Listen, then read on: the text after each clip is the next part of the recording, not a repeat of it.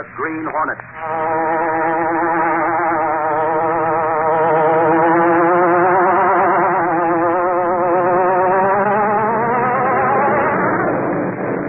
He hunts the biggest of all game, public enemies who try to destroy our America.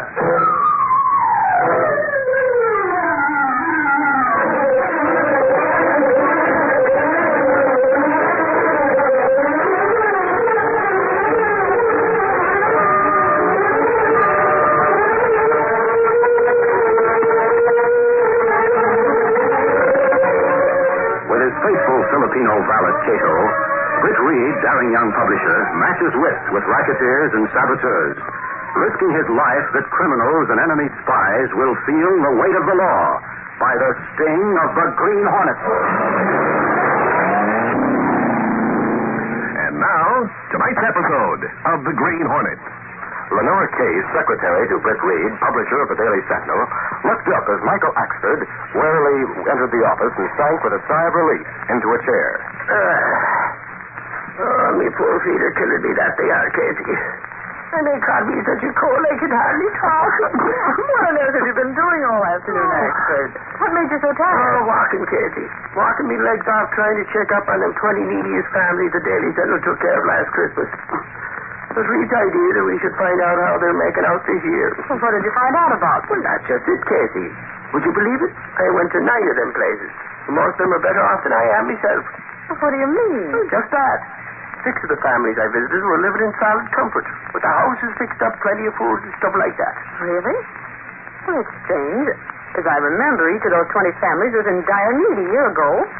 Most of them have been on our list for several years. You're sure you're not telling me a thing I don't know, Casey? But someone seemed to have struck it lucky somehow during the past year. So they won't be needing our help any longer. Well, I'm glad they've been so fortunate, even if I can't understand how it happened. Yes. Then go down to the city room. If Reed wants me, he can let me know. Oh, wait a minute, Axford. What do you want? Do you have a list of the families you visited? Oh, sure. I got it right here. There you are. Oh, thanks. The ones with the little crosses beside them were the families that seem to have plenty of dough to get along on. Oh, good. I'll give this list to Mr. Reed. Do what you like with it. But I'm through trapping around. My feet can't take it. Oh, that's too bad. They're such nice big ones, too. You and your corny jokes. You get that, Casey? Big feet, corny jokes. That's the snappy comeback for you. Get out of here. Oh, what a guy. Well, I'll take this list into Mr. Reed. Mr. Reed. What is in the case?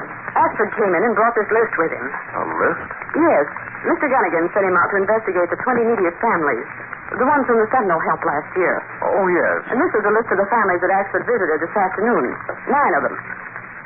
There's something about that list that was peculiar. Well, what do you mean? Well, those names marked with little crosses seem to have struck it rich, according to Axford. At least they're all living in solid comfort. Really? Let's see. Oh, yeah. There's 6 names marked that way. That's right. Well, tell me, do you still have the case histories on these families? Yes, sir. I have them in my files. Well, leave them on my desk in the morning. I'll go over them when I get a chance. Oh, by the way, you might as well weed out those Axford found in good condition. They won't be needing our help this Christmas. All right. You know, it seems strange to me that 6 of the neediest families a year ago managed to come out so well this year. Well, personally, I'm glad to know they could do it. Oh, I am, too. I was just surprised, that's all. Well, they probably had more gumption than the rest. Some of those families have been on our list for several years. I know. Now, I'll be interested to find out if any of the fortunate 6 have been on our list for any length of time. Oh, so will I. Well, I'm going to call it a day in this case. I'll see you in the morning. Yes, sir. Good night. Good night.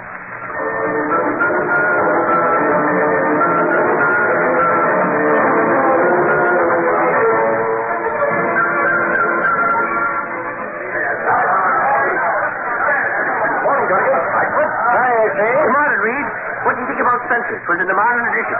Ray Spencer, the big shot racketeer? Now, what about him? Well, you know, the cops picked him up for questioning about that payroll holdup. Yeah, I know. For a while there, it looked like they had the goods on Spencer. There was a witness who took the number and description of the holdup car as they left the scene, and it was traced to Spencer. Sure, he claimed his car had been stolen. No one believed that, Chief. That is, no one believed it till last night, Reed, when the cops were tipped off that some bum was slicing a big roller door in a Water Street bar. That's right, Chief. When they picked up the bum, the cops found some of the payroll checks on him. He confessed to the holdup. Sure, and that left Spencer in the clear.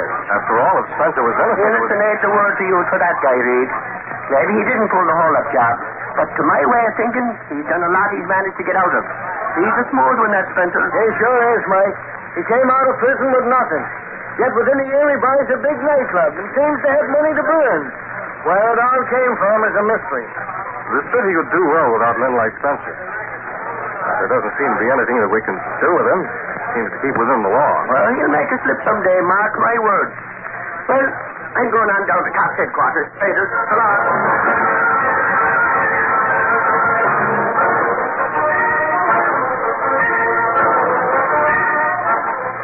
Meanwhile, in another part of the city, Ray Spencer sat at his desk in the office of his nightclub, talking to one of his henchmen. Well, Virgil, we put it over again. I must admit you're smart enough at times, even though you do talk like a dope. Oh, chief, boy, thanks for the compliment. Don't mention it. No, I won't tell nobody if you say so. I never tell nothing you don't want me to. Give it, Virgil. Give it. Here. Take this over to Maggie Hooker. Yeah, sure. Tell her she'll get the same amount this time next week. Okay. How about the others? Did you get their dough to them all right? Yeah. They all meet me like I was Santa Claus or something every time I go with the dough. Hey, do you have to pay out all that moolah every week, boss? Absolutely, Virgil. If I don't keep my bargain with them, they might squeal, and that would be the end. Both of us. Yeah. Yeah, I see what you mean. That wouldn't be so good, would it? What do you think? You already did a stretch in the pen, so you ought to know. Yeah. You know, somehow I didn't like it. I couldn't do what I wanted to. And they wouldn't let me go no place either. That happens to be the policy of prisons, Virgil. Get going before Maggie Hooker thinks we're giving her husband the double cross. I don't trust dames nohow. I ain't never had no luck with them. Really? Yeah. I just can't imagine why, Virgil. Go on, get started. Sure, okay, boss. Hurry back. I have other things for you to do. I'll be right back, boss.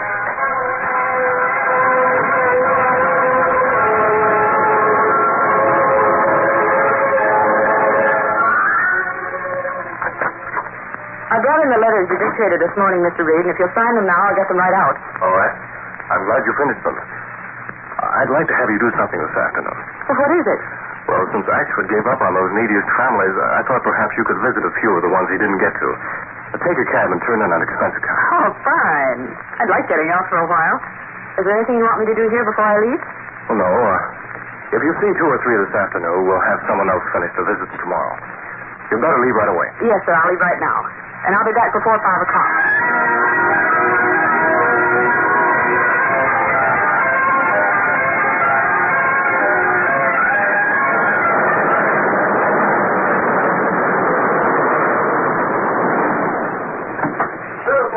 Wait for me, please. Okay, lady. Looking for somebody, lady? Yes. So Mr. and Mrs. Marty Hooker live in this building? Yeah, right down them steps. They live in the basement flat. Oh, you won't find Marty there. No. No, he got picked up for pulling that big payroll hold up. Put in all the papers. Confessed he done it. I'll get this old lady's home, though. Right down them steps like I told you. Thank you. Yeah. Hey, shoot the ball, yeah. Hey, look, they get the boys down the street today.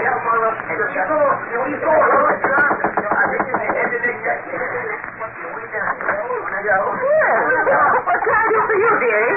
Are you Mrs. Hooker? Who wants to know? I'm from the Daily Sentinel. About the Christmas donation, you know. You were on our list last year. That. Come on in, dearie. Well, things are kind of mucked up a wee bit, but with the baby and all, and the old man being in trouble. I understand. I'm sorry about your husband. You can count on the Sentinel to do all this. Bless your heart, dearie, but we won't be needing to take your help. This place is terribly cold, and, well, with the baby and all, I'm sure you'll be... that as bad as they look, that they ain't. Before the week's out, I'll be leaving this hovel for a nice flat on the west side. From now on, Maggie Hooker and her baby will be living in comfort. That we will, dearie. I'm glad to hear it, but I can see it in your eyes. You think I'm talking a bit of blimey. Sage be praised. 'Tis the truth when I say we'll be living better without that no-good Marty than we ever lived with him around. Someone's offered to help you, then? Well, is a weekly income that's been arranged. A distant relative who came into plenty of money. Oh? Now, don't you worry your pretty head about Maggie Hooker, dearie. And you can tell your newspaper we'll be needing their help no longer, thank heaven. I see. Well, thanks for seeing me, Mrs. Hooker, and I'm really glad things are going to be better for you. Well, and after I get settled in the new place, look me up and drop in for a cup of tea. Thankful I am for what you did last year. Goodbye, dearie. Goodbye.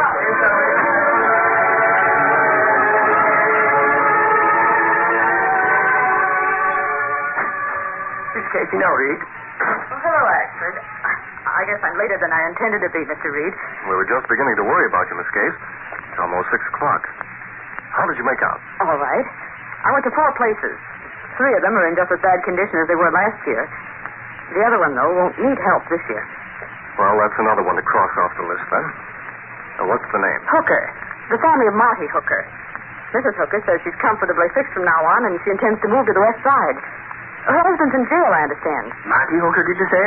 Yes. Hey, Reed. Come to think of it, 'twas Marty Hooker who confessed to that payroll holdup they tried to pin on Ray Spencer and his gang. Really? Marty Hooker's his name, sure as I'm sitting here. Miss Case, did Mrs. Hooker say where she was getting the money? Well, she was rather cagey about it. She said a distant relative decided to arrange a weekly income for her and the baby. Well, let's see that list. Well, according to this, Hookers have been among the neediest families for the past 3 years. This windfall from that distant relative is rather sudden, it seems to me. It is that. Moreover, I've been checking this afternoon on those whom Axford reported as being in comfortable circumstances. Well, what did you find out, Mr. Reed? I discovered that in each of those cases, the husband is in prison, each one having confessed to a crime. You don't say. That's sure a coincidence, isn't it? Well, it seems mighty funny to me. Yes. It might not be a coincidence, actually. What then? Well, if I knew, I'd tell you. Say no. Maybe I'd better tip Sarge off to do a little investigating. To my way of thinking, all them guys that went to jail were in the same gang, and their wives know where they left some hidden stolen money. Oh, there you are. That settles the whole thing. Well, not exactly. As a matter of fact, though, there may be some connection between all those confessed crooks and some one man or some group on the outside. You got something there, Reed? Well, maybe. Mr. Reed, I was just thinking. Go on, Miss Case. Well, wasn't that racketeer Ray Spencer involved in the payroll holdup case before Hooker confessed? Holy cow. Do you think Spencer's pulling something, Reed? Well, what I think doesn't matter. The main thing is that the police get proof. And from what I've learned about Ray Spencer, if he is connected with Hooker and the others, getting proof against him is not going to be easy.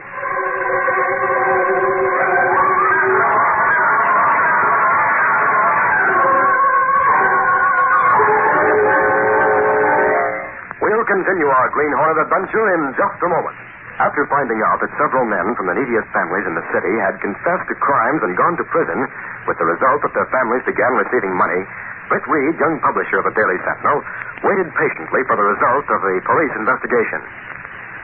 It was several days later when Axford phoned from police headquarters. Hello? This is Axford. Well, what's up? I'm down at Cops headquarters. I was just talking to Sarge about that investigation. What's the result?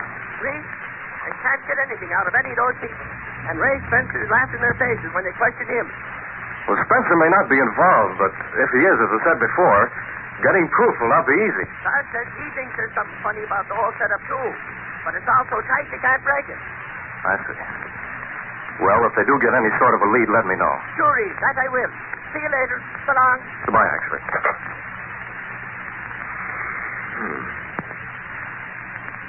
Looks like it will take unorthodox methods. I'll call Cato on the private line.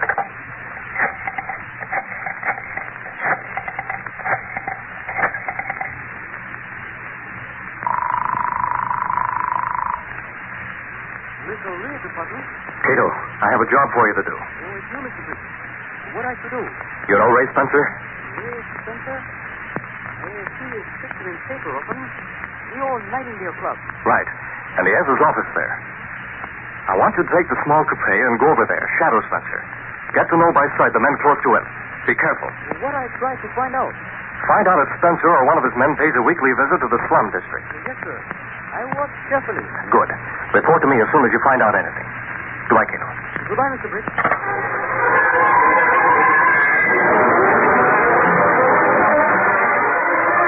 It was almost 6 o'clock the following afternoon when Britt Reed returned to his office from a board meeting at the Civic Club. Any messages for me, Miss Case? Yes, sir. Cato phoned and said to tell you that he had a very special dinner waiting for you tonight and wants you to be sure and come home. Oh, fine. Anything else? These letters are to be answered. Well, they can wait. And Ashford phoned with a brilliant idea. Well, let's have it. Well, he wants money to buy toys and to hire a Santa Claus outfit so he can appear as Santa at the settlement house on Christmas Eve. That I'd like to see. His way with children will make up for the Irish Bulls, though. Tell him to go to it. And last but not least, Gunnigan's been asking for you. He wants to discuss a new setup for the city page. I'll tell Gunnigan to work it out to suit himself. I'm tired. I'm going home. I'll see you in the morning, Miss Case. Yes, sir. Good night. Good night.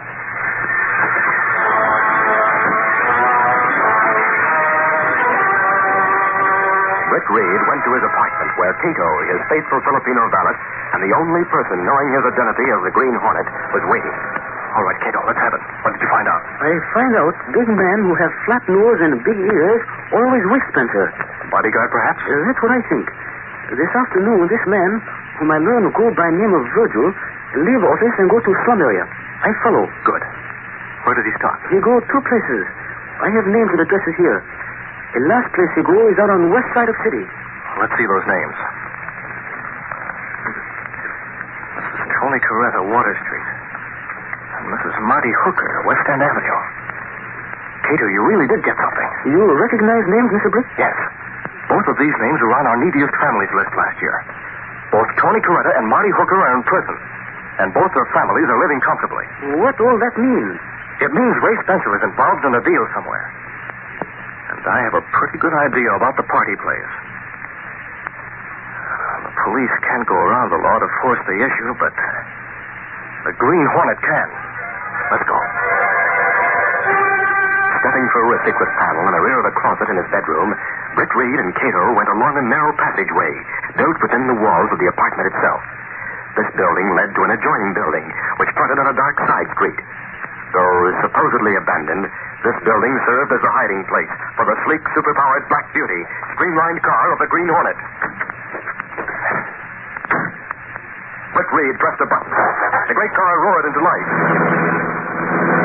A section of the wall in front raised automatically, then closed as the gleaming Black Beauty sped into the darkness.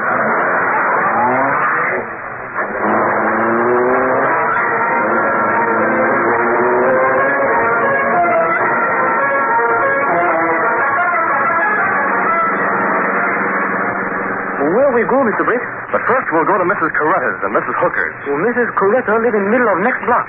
Turn off into the back alley. Then we'll head for Hooker's. If they react the way I think they will, Ray Spencer will be stopped once and for all.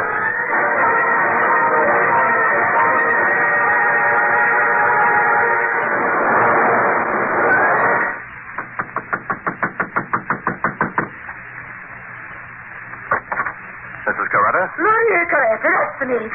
It's dark in the hall, but why you asking for me? I'll come inside. No. You're not coming in like that. That keeps you not good. Please, you're not I won't hurt to you me. if you do what I say. Give me the money you received this afternoon. Oh, you're making a mistake. I know how to get the money. Give it to me. Oh, sure, I give it. It's in our bag. You just not good, Maria. I get it. All right, give it here. Maria, she not having the money for us to live. If you have any complaints, tell them to the man who sent me. Mr. Ray Spencer. Spencer? He sent you here? You heard me. I'll leave now. That's a big Spencer. He pulled the double cross. Double on my Tony. I'm making him sorry. I'm going to tell him I put it tonight.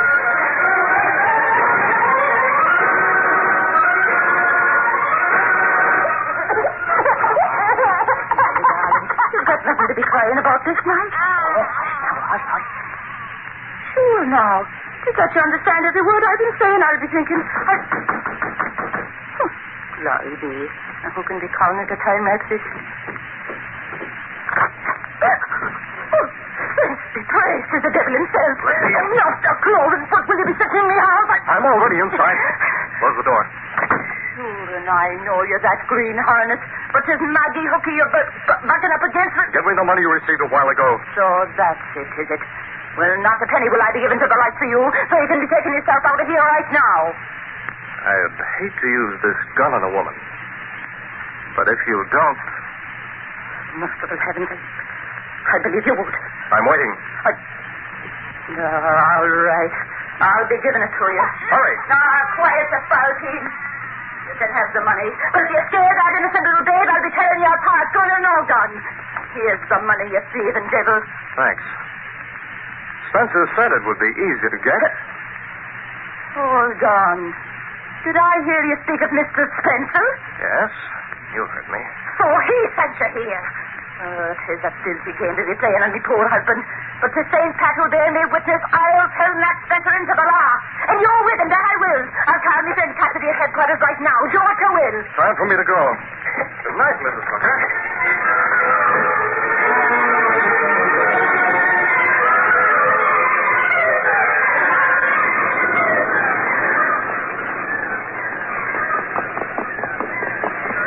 Is that you, Mr. Britt? Yes, Cato. My plan's working out. Let's get moving.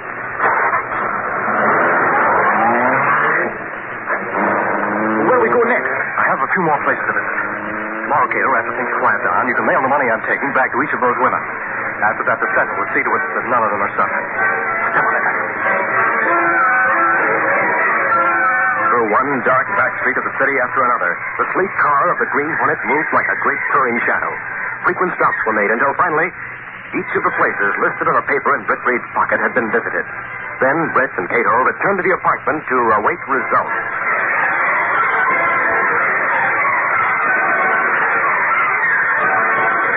It was after midnight when Sergeant Burke entered the press room at police headquarters. What's the news, Sarge? Is there anything to it all? Plenty, expert. You did well to hang around instead of going out with the other seats. Give it to me, then. Hold your horses. I gotta send a couple of the boys out. Cassidy. Yes, Sarge? Take one of the boys with you and pick up Ray Spencer. Okay, right away. Ray Spencer? Why are you picking him up? We got a call from several women who claimed the Hornet came there and took back money Spencer was paying them. This is a bargain he made with her husband. What do you mean? Spencer pulled jobs like that payroll holdup. Then got some poor starving guy with a family to take the rap. In return, he promised to pay a weekly sum to the wife. Get it? Holy crow. We got word that several of the guys have already seen the prison warden and retracted their confessions, putting the blame on Spencer. Wait, I got to call Reed. Wait till he hears this. Why, I got a scoop this time. So he thinks I don't bring in any news, huh? He'll find out. I bet he's sleeping. So what? Reed, this is Ashford. I might have known. Just when I get to sleep, you answer. Hold on, Reed. The cops are picking up Ray Spencer. He paid a lot of guys to go to jail for him. You know, those poor guys whose families were on our list. Well, what do you know? It was the Green Hornet working with Spencer who broke things open. He went to take back the dough from the families, the women squawked, and then the cops found out that the guys were... story to rewrite. Well, not yet, but I'm going... Santa Claus, you're wasting time. Get the story in. Sure, Reed, but I'm trying to... Did they pick up the Hornet yet? The Hornet? Now, hold on, Reed. Don't you know it's a tough thing? Call me when they do. Good night. Reed, I want to... Hang up on you, huh? Did they pick up the Hornet yet, he says. Then call me when they do. Boy, sometimes I think Reed's losing what little part of mind he has. That I do. You'll lose what little job you have if you don't get that story into the Sentinel. Holy crow. Give me that phone, quick.